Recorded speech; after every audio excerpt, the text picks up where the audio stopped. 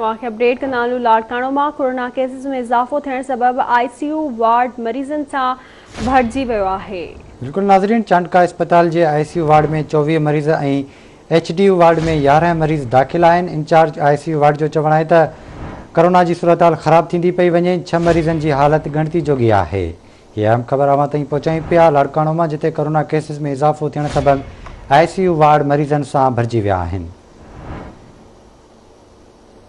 तफसील मालूम कंदासीं लाड़काणो में रशीद समोका जी। रशीद, आगाह कजो, छा सूरत हाल है?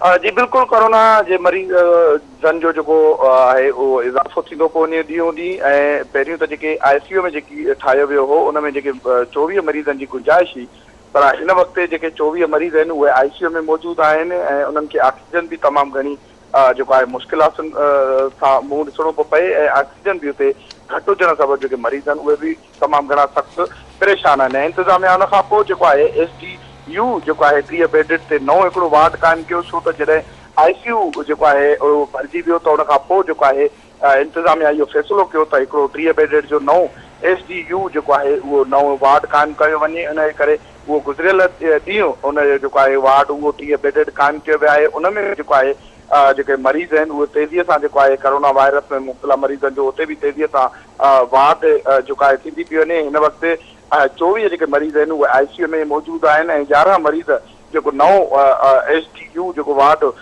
इंतिज़ामिया ठाहियो आहे उन में 11 मरीज़ मौजूद आहिनि ऐं उन्हनि जो जेको इलाज आहे उते उहो हलंदड़ आहे। इहो हुन जो जेको वार्ड जो ICU जो इंचार्ज आहे डॉक्टर हफ़ीज़ुल्लाह अबड़ो, उन जो चवण आहे त जेको आहे ICU में जेके हिन वक़्तु जेके 24 मरीज़ आहिनि ऐं 11 SDU वार्ड में जेको आहे उहे मरीज़ आहिनि। टोटल जेके मरीज़नि जो अंगु आहे उहो 35 आहे ऐं जेको ॾींहों ॾींहुं जेको मरीज़नि जो अंगु उहो वधंदो पियो वञे। पहिरियों जेको शुरूआती जॾहिं हिन महीने में उन वक़्तु 5 खां 6 पेशेंट ICU में अचनि पिया, पर हिन वक़्तु ॾींहों ॾींहुं जेको आहे सूरत हाल जेको आहे तमामु घणी संगीन थी पई वञे ऐं जेके मरीज़नि जो जेको अंगु आहे उहो वधंदो पियो वञे। इन जे हवाले सां जेकी इंतिज़ामिया आहे जेको वार्ड आहे उन में भी बेडनि में भी इज़ाफ़ो कयो आहे, छो त जेको 24 मरीज़नि जे लाइ ICU वार्ड ठाहियो हो उहो भी घटि हाणे पइजी वियो आहे। इन करे 30 बेडेड जो नओं जेको वार्ड आहे उते भी जेको आहे मरीज़ तेज़ीअ सां कोरोना वायरस में मुब्तला मरीज़नि जो अंगु उते भी वधंदो पियो वञे ऐं हिन वक़्तु जेको